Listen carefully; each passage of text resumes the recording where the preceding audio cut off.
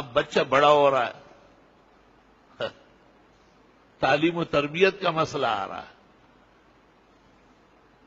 تو پیغمبر نے فرمایا کہ 7 سال کے بچے کو کہو کہ نماز پڑھو، یا بچی کو بھی کہو۔ تو نماز تو ارکان کا نام ہے، اوقات کا نام ہے، کچھ پڑھنے کا نام ہے، کچھ یاد کرنے سمجھنے کا نام ہے، وہ پہلے سے یاد ہوں گے، تب جا کے آپ اس کو کہیں گے کہ بیٹے بیٹی 7واں سال پورا ہو رہا ہے، اب آپ نماز کی باقاعدگی کر لیں۔ تو صوفیاء کرام نے بہت ساری روایتوں کا نچوڑ نکالا، جیسے حکیم کئی چیزوں کا ایک شربت تیار کرتا ہے، پھر مرض کو کنٹرول کرتا ہے، اس میں اجوائن کا بھی رس ہوتا ہے، تل کا بھی تیل ہوتا ہے، کئی چیزیں ہوتی ہیں، وہ آپ نہیں کر سکتے، وہ ایک خاص فن ہے، طب اور حکمت کے جو ماہرین ہیں ان کا میدان ہے۔ آپ صرف اس پرہیز کو اور اس دوا کے استعمال کو سمجھ لے، یہی کافی ہے۔ تو انہوں نے کہا ہے کہ بچہ یا بچی جب 4 سال 4 ماہ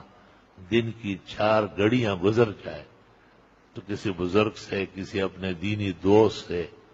کسی امام خطیب سے، کسی محدث مفسر فقیہ سے، کسی اللہ والے نیک شخص سے، کلمہ پڑھنے والے اور دین کی قدر کرنے والے سے درخواست کرے کہ میرے بیٹے کو یا بیٹی کو آج بسم اللہ پڑھا لے،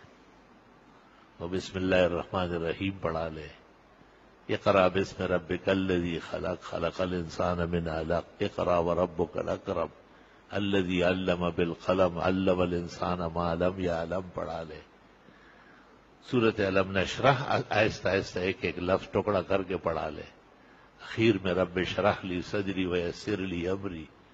واحلل عقدۃ من لسانی یفقہوا قولی کے ساتھ دعا مانگے۔ تجربہ ہے کہ بچہ رواں دواں ہو جاتا ہے۔ کوئی بری بات نہیں کہ اس دن شکریہ میں دوست و احباب کی دعوت ہو، اور اچھی بات ہے کہ خیرات صدقات کر کے دینی مدرسے کے طلباء کو، اڑوس پڑوس میں بیوہ و مسکین یتیموں کو خوش کر لے تاکہ ان کی دعائیں بھی شریک ہو جائے اور اللہ تعالیٰ بیٹے کا مستقبل منور فرمائے۔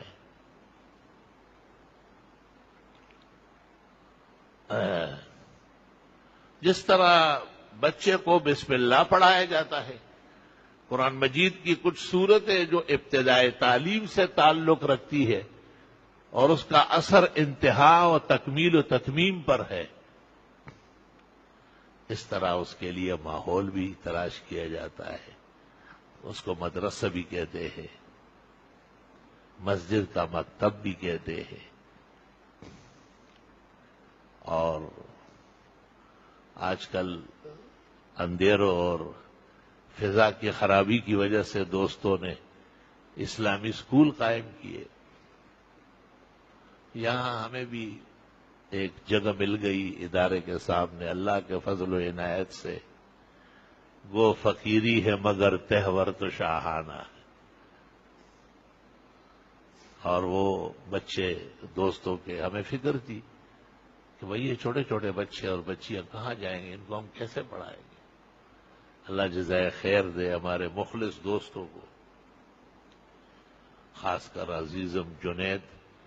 اس کا بڑا بھرپور حصہ ہے، اور اب محمد انور شاہ بھی آہستہ آہستہ ہاتھ بٹھا رہا ہے، اور میں نے درخواست کی ہے ہر دونوں سے کہ اس کو احسن العلوم کے قوام پر چلاؤ۔ اساس اور بنیاد یہی ہے، اور اسکول کو بھی مدرسہ بنانا ہے۔ الحمدللہ۔ اللہ اللہ